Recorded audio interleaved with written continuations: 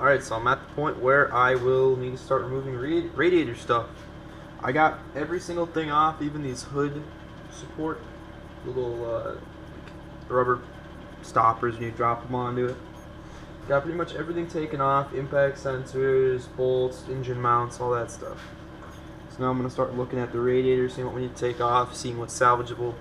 I got the battery and the top of the airbox out. Now we got some nice workspace to get done here. And with this much space, it's still going to be difficult getting into the back of this radiator because it's pretty close to the exhaust manifold now due to the crash. So yeah, the fan's about an inch from the actual exhaust manifold. So we'll see what we can do. Can't do anything, you know, we'll just chop this radiator support up and just pull it straight out the top. Worst case. So that's the best thing when you're working on a car. You got options. You got things you can do. Like just looking at this front radiator support. Do I even need to cut this out and replace it? Do I even need to replace the radiator? Probably not, because it's not leaking right now.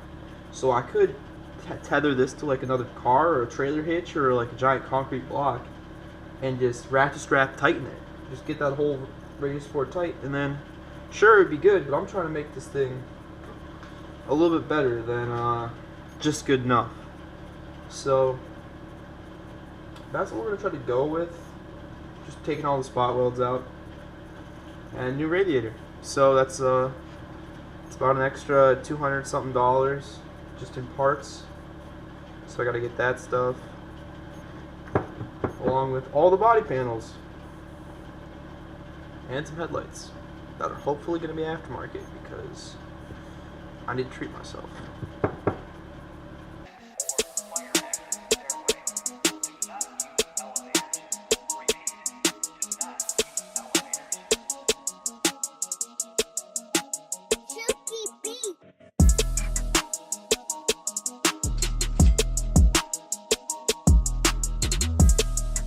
Alright, so let's look at how this thing works. Is it sits in the tray,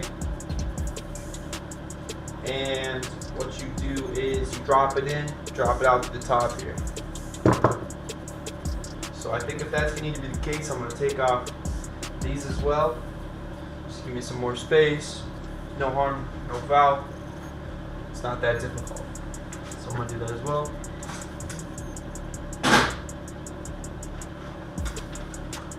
Getting pretty good with these hot swapping these sockets because there's only 3 of them you need. You got 10, you got 13, you got 15.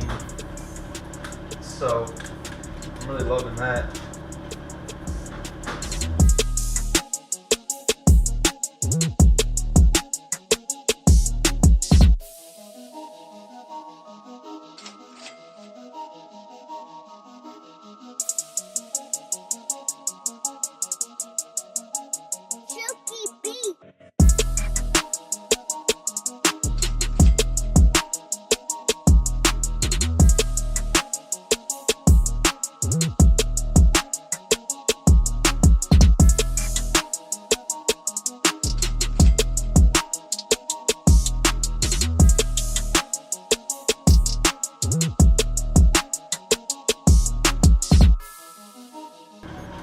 My bet is that this is not supposed to be cracked.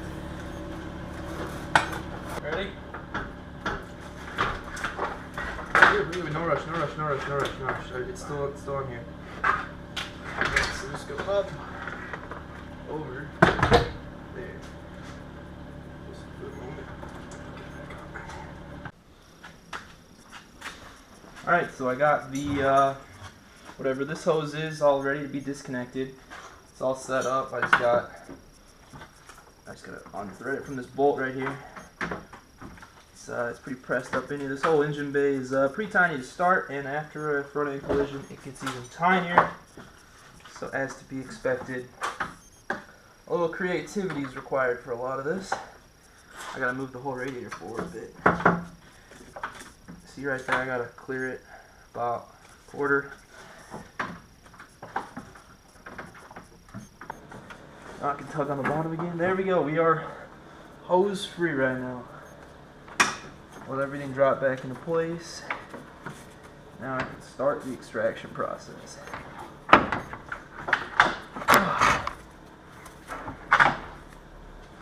Caught up on the loom.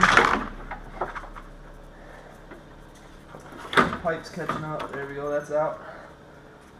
Let's grab this side out of here. What do you look at that? We got it. Mission successful. I'll put that over here. Give a little walk around of it. Alright. Just got the radiator removed. This is what it looks like. We got first the primary cooler in the front, which is for